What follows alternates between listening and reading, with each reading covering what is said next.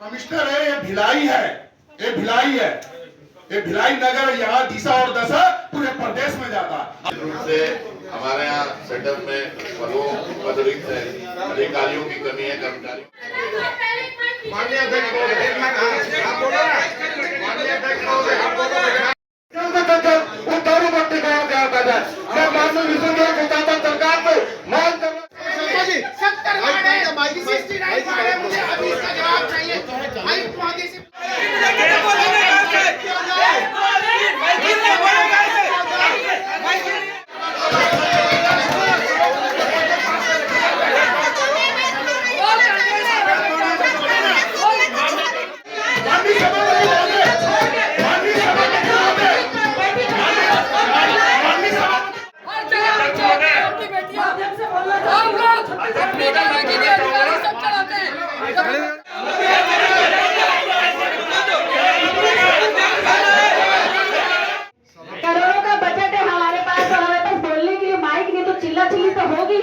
करने के लिए यहाँ पे उपस्थित है।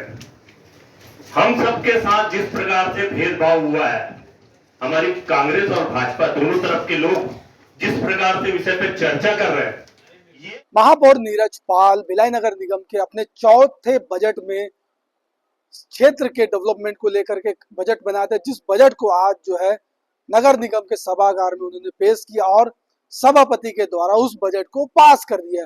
बजट के दौरान सत्ता पक्ष के पार्षदों या विपक्ष के पार्षदों जमकर हो हंगामा किया और पार्षदों का जो आरोप है कि शहर के विकास में जो है कुछ पार्षदों की अनदेखी की जा रही है। इस तमाम विषयों पर महापौर की तरफ से भी वक्तव्य आया कि कुछ भी अगर किसी के वार्ड में कुछ छूट गया हो तो उसकी सूची बनाकर बकायदा कल जो है 11 बजे से पहले जो सभापति के पास जो उसको पहुंचा दिया जाए, ताकि जो बजट की पुस्तिका में उस कार्यों को जोड़ा जा सके।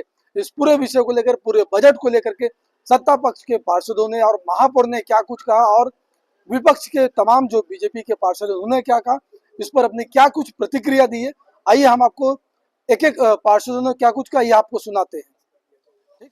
महापौर द्वारा जिस प्रकार से बजट आज प्रस्तुत किया गया, जिस पे चर्चा की गई, चर्चा उपरांत आज ये समझ में आया कि विपक्ष तो उस बजट से नाराज है ही, सत्ता पक्ष के लोग यहाँ तक कि MIC मेंबर उस बजट का विरोध करते हुए दिखे और महापौर द्वारा भ्रम जाल फैलाया जा रहा है, भिलाई की जनता के साथ धोखा किया जा रहा है। कागज में लिख देना बजट नहीं होता, उसको जमीन में उतारना जरूरी है। और महापौर ने जिस प्रकार से शहर हित में सोचने के बजाय एक दो वार्ड के हित सोचे हैं, वो गलत है।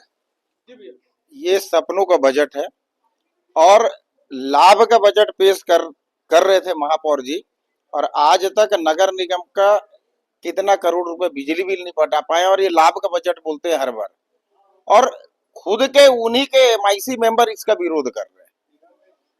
तो इससे आप समझ सकते हैं कि ये बजट सिर्फ और सिर्फ सपनों का बजट है। आपके हिसाब से बजट कैसा? बजट भाई, आप शहर सरकार है और पूरे 70 वार्ड में कार्य को देखते हुए जो मूलभूत सुविधाएं जरूरत है, उन जरूरतों को आपको लेने की आवश्यकता है, ना कि सपने दिखाने की आवश्यकता है। महापौर जी सिर्फ सपना दिखाने का कार्य किए।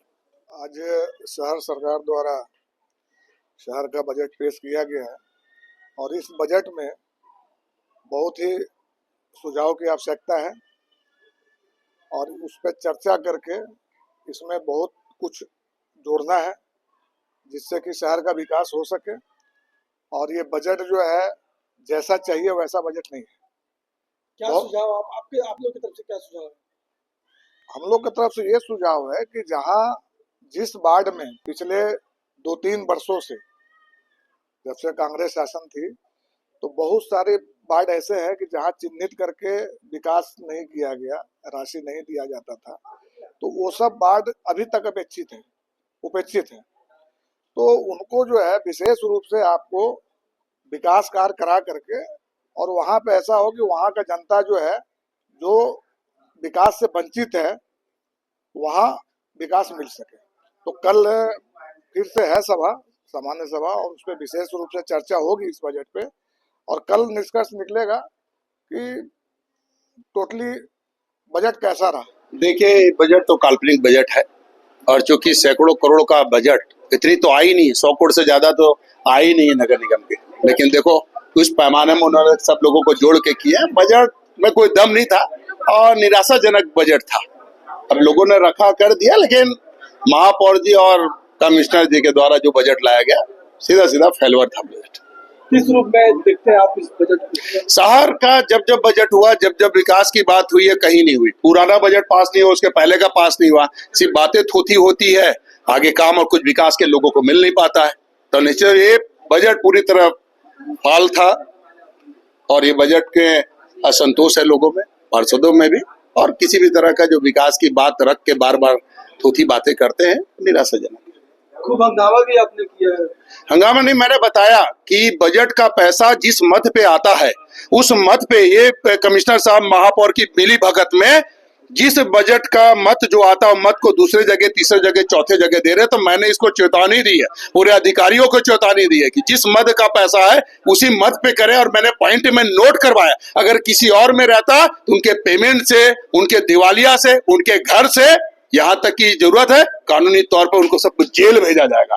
क्योंकि जिस मद का पैसा है उस मद में ही खर्च करें, अन्यथा किसी में ना करें। और पहले भर्राशाही हुई है पिछले सरकार में जो भी हुई हो, लेकिन ये विष्णुदेव की सरकार है, भारतीय जनता पार्टी की सरकार है यहाँ राज्य में। तो यहाँ शहर सरकार में इस तरह की थोती और इस तरह की गंदगी नहीं चलेगी। ये नगर निगम के इस कार्यकाल का चौथा बजट था आज, जो सम्मानित सदस्य ने, पार्षदों ने सर्वसम्मति से पारित किया।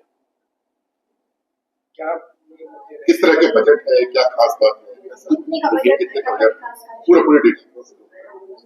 आज का जो बजट सदन में महापौर परिषद द्वारा जो प्रस्तुत हुआ है वो बजट लगभग 800 करोड़ की आय का है, जिसके विरुद्ध लगभग 625 करोड़ का व्यय है।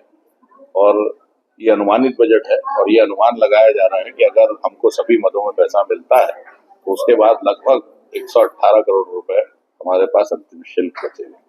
क्या खास चीजें इसमें सभी मदों में जो शहर के विकास के लिए जो जरूरी काम है, जैसा हम लोगों ने एक स्पोर्ट्स कॉम्प्लेक्स की उसमें बजट में प्रावधान रखा है, उसके लिए उसके लिए मांग की गई है।